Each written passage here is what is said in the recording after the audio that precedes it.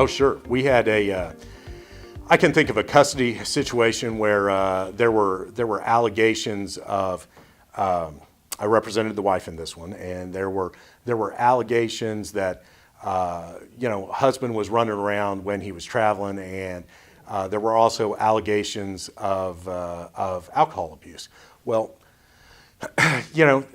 this guy would post stuff, and most of the time, there'd be postings related to business events.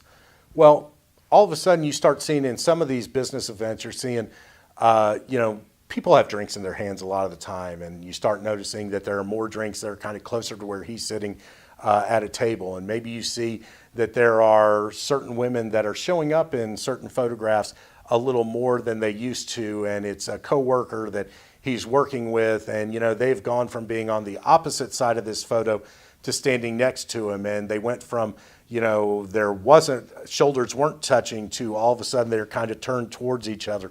There are all kinds of things like that happen, all the time. And, they're very, very effective in painting a picture. Because what you need to understand, and any good trial lawyer will tell you this, when you're trying a lawsuit, whether it's to a judge or to a jury, you're telling a story.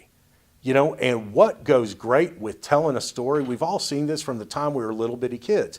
Pictures, I love pictures when I'm reading, okay? Well, the same thing when I'm telling a story.